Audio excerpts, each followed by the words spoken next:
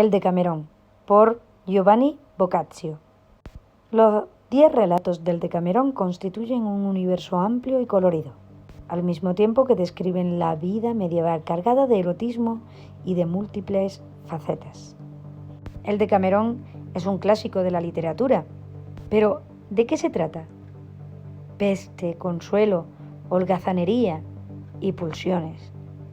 La colección de relatos del Decamerón del escritor italiano Giovanni Boccaccio es una de las primeras obras de la literatura mundial en las que no solo se describen personajes aristocráticos y de la corte, sino también gente sencilla, medieval, con sus errores y extravíos eróticos y humorísticos. La obra se compone en total de 100 relatos que transcurren en un lapso de 10 días y que son narrados por 10 personas con el fin de ofrecerse consuelo mutuo, entretenimiento y educación. De allí también el título de la obra, El Decamerón, que significa el libro de los 10 días. El Decamerón se centra en la descripción de la vida interior de los seres humanos entre el medievo y el humanismo. Ya no es la voluntad divina la que decide sobre el destino de los hombres, sino el azar. Un azar que puede verse influenciado por la argucia, la lucidez y la inteligencia. Así es necesario alejarse de las pulsiones, en particular de las pulsiones sexuales, que pueden desequilibrar todas las normas religiosas o sociales. El Decamerón sigue siendo una lectura entretenida aún hoy, 650 años después de su creación. Ideas fundamentales. El Decamerón es probablemente una de las más famosas colecciones de relatos de la literatura mundial. Junto a Dante y Francesco Petrarca, Giovanni Boccaccio es considerado uno de los padres de la literatura italiana. El libro está compuesto por 100 relatos que forman parte de una narración enmarcada. Cuando Florencia se ve acosada por la peste en 1348, un grupo de 10 jóvenes huye al campo y durante 10 días relatan 10 historias cada uno. La descripción de la peste al comienzo del libro impacta por sus detalles realistas. Los relatos ofrecen una descripción realista, muchas veces frívola y carente de moralidad, de los errores y extravíos de personajes cotidianos de la Edad Media. Un motivo central de la colección es la pulsión sexual de todas sus facetas. El lenguaje del Decamerón, el dialecto florentino de la época, se convirtió en el modelo para el desarrollo del italiano culto. En el siglo XIV se vio marcado por la caída del papado y del imperio. El crecimiento de la burguesía y la lucha entre las numerosas ciudades-estado de Italia resultaron una etapa de florecimiento cultural. En su ciudad natal, Boccaccio fue admitido en vida como un escritor de renombre y fue respetado por su trabajo en diferentes puestos políticos. El Decamerón ha influido en Shakespeare, Molière y Cervantes, entre otros. Pasamos al resumen. La muerte negra anda por ahí. En el año 1348, la peste llega a Florencia. La gente muere de forma masiva, el hedor de los cadáveres recorre las calles y muchos intentan huir, pero la peste los alcanza. La sociedad se derrumba, las instituciones dejan de funcionar. Reina una sensación de que el mundo pronto se acabará. La anarquía, la violencia y las desviaciones sexuales amenazan con devorar a la floreciente ciudad.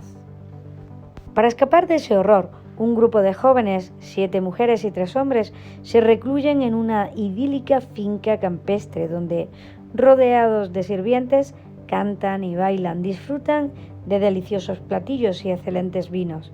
Además, deciden que se reunirán todas las tardes y que cada uno narrará una historia.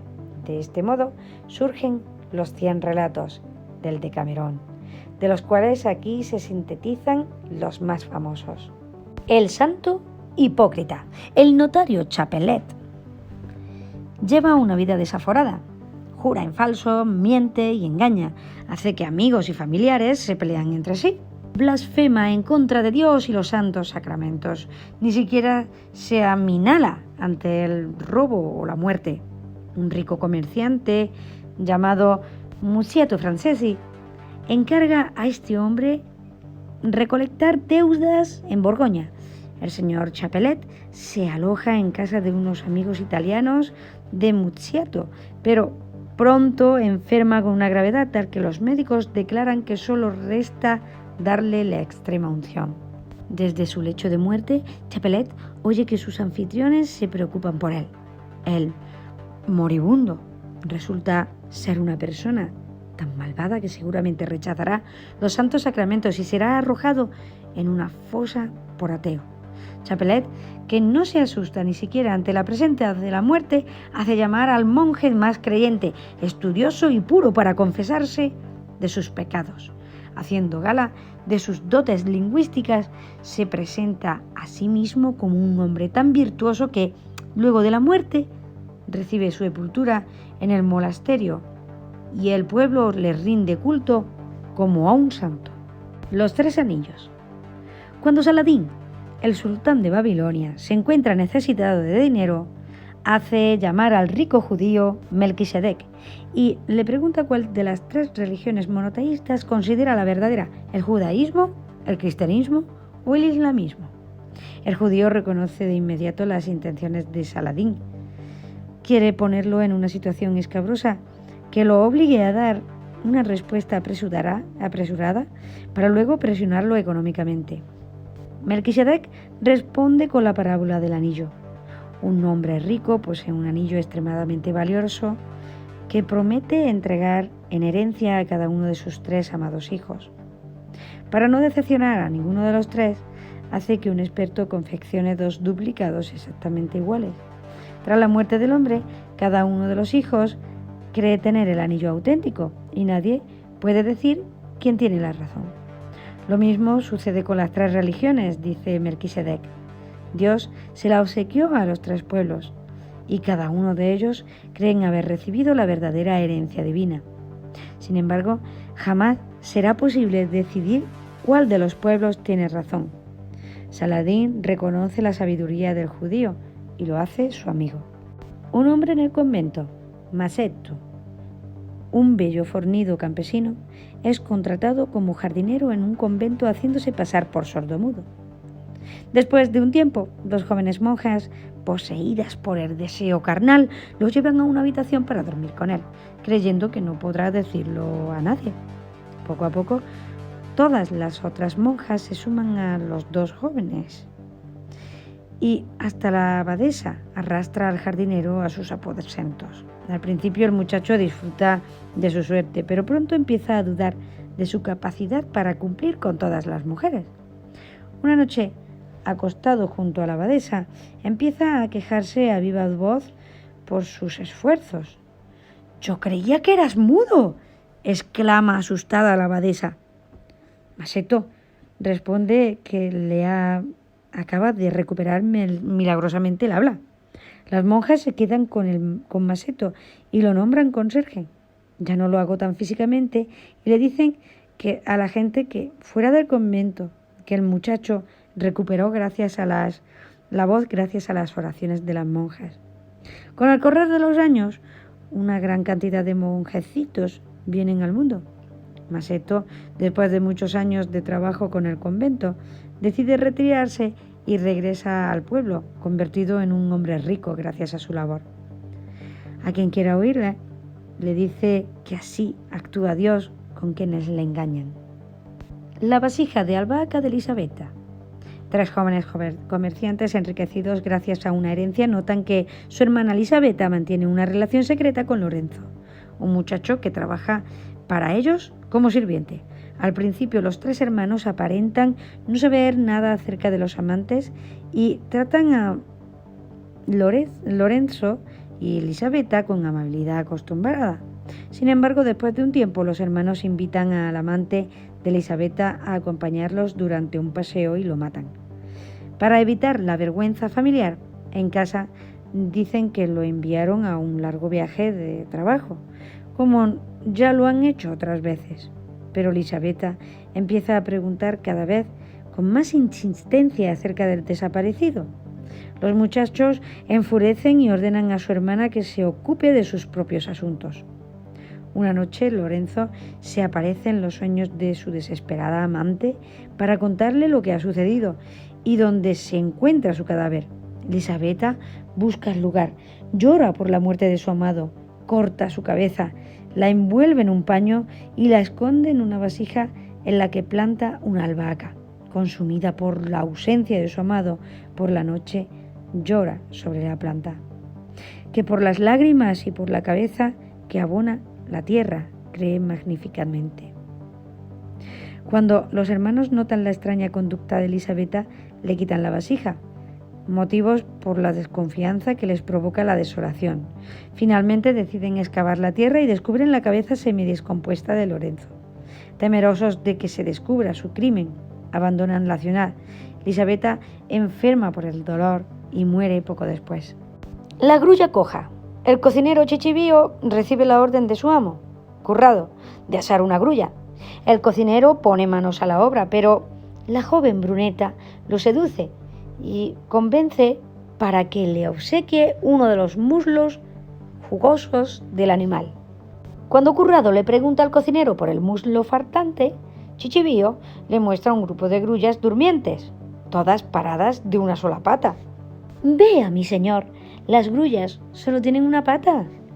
Furioso, el amo le responde que le mostrará que todas esas aves tienen dos patas. Se acerca a ellas y las espanta con un grito. De inmediato, los animales apoyan la pata que tenían en alto y emprenden vuelo. Después de un momento de conmoción, Chichibío responde: «Pero, mi señor, a la grulla de ayer no le gritó. Eso hubiera hecho que la otra pata estuviera tan estirada como esa otra». El amo piensa que la respuesta es tan original que su ira desaparece y deja ir al cocinero sin castigo. El castigo por infidelidad en Prato. En la ciudad de Prato rige una ley según la cual toda mujer que engañe a su esposo será quemada en la hoguera. La bella Filipa es sorprendida por su esposo, Rinaldo, durante un encuentro amoroso con su amante. Rinaldo contiene su ira y resiste el impulso de matar a su esposa con sus propias manos. En su lugar, la lleva ante un juez, frente al pueblo. El juez pregunta a la acusada si se declara culpable, con la secreta esperanza de que niegue su paso en falso, pues no quiere condenar a muerte a una mujer tan bella.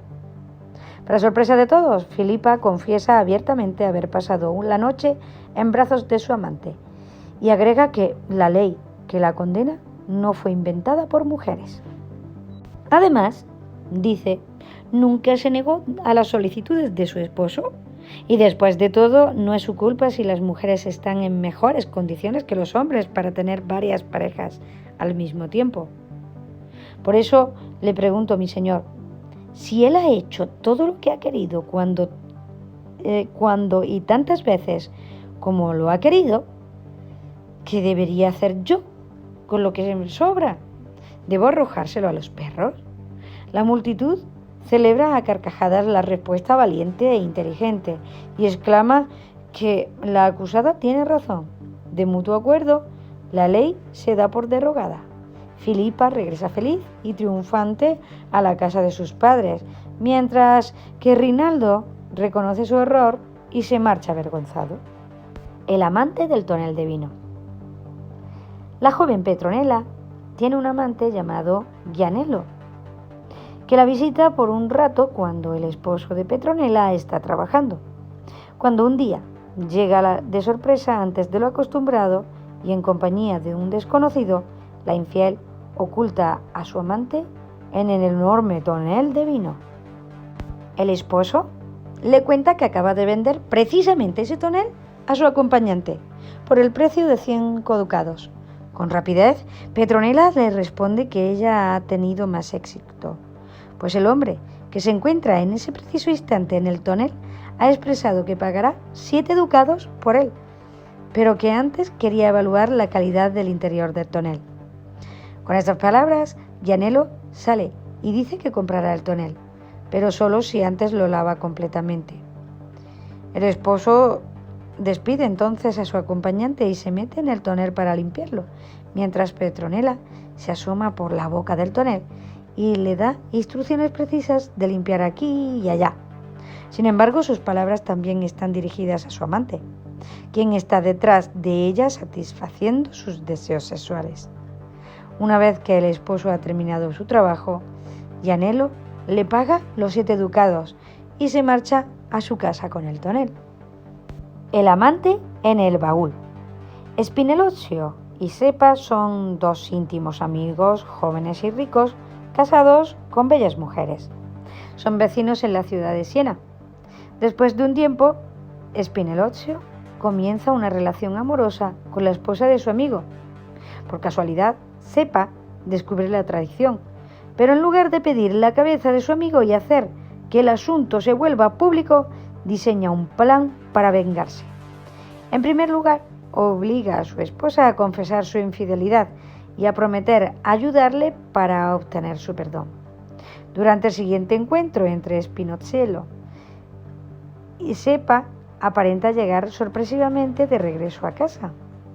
La esposa infiel ordena a su amante que se esconda en un gran baúl. Entonces Sepa hace venir a la mujer de su amigo. Le cuenta lo que ha pasado, con arrumacos y amenazas y la promesa de una joya. Le convence para que se entregue a él, precisamente sobre el baúl en el que se oculta Spinellozio. Cuando la esposa de Spinellozio reclama a Sepa la valiosa joya prometida, este abre el baúl y Spinellozio sale de él. Después de un momento de vergüenza y deshonra, los 4 deciden seguir siendo amigos como hasta ahora y evitar con elegancia las convenciones sociales, que en estos casos prescriben asesinato, muerte y enemistad eterna entre las familias. En su lugar, ahora cada una de las mujeres tiene 2 hombres y cada uno de los hombres tiene ahora 2 mujeres. La transformación en yegua. El sacerdote Gianni di Barolo no solo tiene una yegua, y su amigo Giagado, Prieto da Tresanti, está casado con una bella joven muchacha. Un día el sacerdote cuenta a la pareja que puede convertir a la yegua en una joven, para luego volver a convertirla en una yegua en el momento que le plazca. Crédula, la mujer le dice a Pietro que podría ganar mucho dinero si él también pudiera convertirla a ella en yegua de tanto en tanto. Los 2 piden al sacerdote que les enseñe cómo hacer magia. El sacerdote consciente, pero le dice a Pietro que debe observar toda la transformación sin decir ni una sola palabra, pues resulta particularmente difícil sujetar correctamente la cola de la yegua. Gianni de Barolo ordena a la mujer de su amigo desvestirse completamente y ponerse a 4 patas. Una vez que lo ha hecho, el sacerdote toca todo el cuerpo de la mujer mientras repite: estas serán las bellas patas de una yegua, estos serán los bellos pechos de una yegua, y así con todas las partes del cuerpo. A la hora de hacer la cola de la yegua, Barolo se quita la camisa, saca su pene del pantalón y se acerca al trasero de la muchacha, diciendo: y esta será una bella cola de caballo. Pietro, a quien el asunto no le gusta nada, exclama: Don Gianni, no quiero una cola, no quiero que le ponga una cola. El sacerdote responde que la yegua estaba casi lista, pero que él acaba de arruinarlo todo. La mujer también le reprocha a su esposo la interrupción, pero él decide no volver a acercarse jamás a las artes mágicas de Gianni de Barolo. Estructura y estilo. El Decamerón es una narración enmarcada en 100 relatos distribuidos en 10 días. Cada día se narran 10 relatos cortos, todos los cuales describen un hecho inusual. Cada día está dedicado a un tema en particular, por ejemplo, el amor trágico, el amor dichoso o el escape de una situación peligrosa por medio de una respuesta inteligente. Cada día los participantes eligen a un rey o a una reina de los narradores, algo que les da el derecho de definir el tema para el día siguiente. La narración enmarca la descripción de la peste. Además, el autor interviene al principio del 4.º día en el epílogo. El Decamerón describe la desintegración de la sociedad como resultado de la peste. El grupo de 10 jóvenes narradores de los relatos individuales constituye un modo de vida alternativo, marcado por el arte de la narración, el amor a la belleza y el trato refinado, elegante y cortés. La colección de relatos describe la imagen del hombre marcado por el hedonismo y el disfrute de la vida, el placer por el pecado carnal. Los personajes del Decamerón se dejan llevar por los placeres carnales, especialmente los eróticos. En la vista de la fuerza de las impulsiones humanas, las normas religiosas y morales resultan insuficientes. Frente a las rígidas y eternas leyes divinas, el Decamerón privilegia las normas humanas cotidianas desarrolladas a la medida del hombre. Un motivo importante en el Decamerón es la crítica irónica a la doble moral de los representantes eclesiásticos, descritos siempre como pecaminosos y dispuestos a ceder ante los placeres carnales. Boccaccio muestra que la inteligencia con frecuencia es superior a la fuerza física y a las ataduras psicopolíticas. En muchos relatos se celebra la fuerza de la palabra justa, el efecto sorpresivo y convincente de la respuesta precisa de un argumento irrefutable. Los personajes de Boccaccio provienen de todas las clases sociales y se ven confrontados con problemas concretos de la vida cotidiana, con las alegrías y las catástrofes de la vida medieval.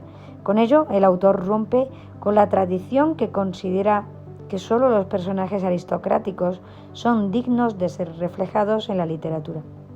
De modo similar a la Divina Comedia de Dante, que celebra la jerarquía celestial de la negación del mundo en 100 cantos, el Decamerón de Boccaccio es una comedia humana anclada en el mundo terrenal, compuesta por 100 novelas. Sobre el autor. Giovanni Boccaccio nació en junio o julio de 1313 en Florencia, en algún pueblo cercano. Su padre era un rico comerciante, de su madre, probablemente francesa, casi no existen datos. A pedido de su padre, Boccaccio aprendió la profesión de comerciante, pero luego se dedicó a estudiar Derecho, aunque no con gran pasión.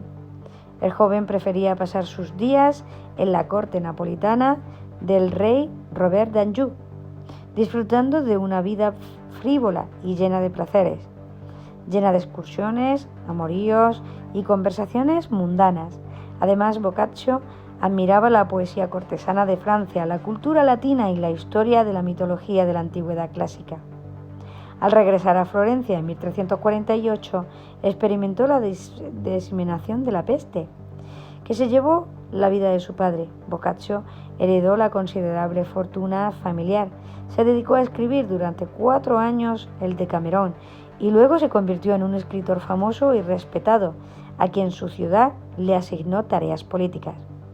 Además del Decamerón, Boccaccio escribió una gran novela en verso y prosa, para lo que recurre tanto al latín como al florentino. A pesar de que tuvo al menos 5 hijos extramatrimoniales con diferentes mujeres, el Papa Inocencio VI lo nombró sacerdote en 1360. Boccaccio cultivó una larga y estrecha amistad con el gran poeta florentino Francisco Petrarca. Cuando Boccaccio perdió el favor del gobierno de Florencia, se mudó a Certaldo, donde, agobiado por las crisis personales y religiosas, pasó 5 años trabajando como escritor y maestro particular. Más tarde, retomó su trabajo oficial, que lo llevó a realizar numerosos viajes y a encontrarse con los hombres más poderosos de su tiempo. Murió el 21 de diciembre de 1375, poco después de haber realizado 60 prestigiosas lecturas de la Divina Comedia de Dante.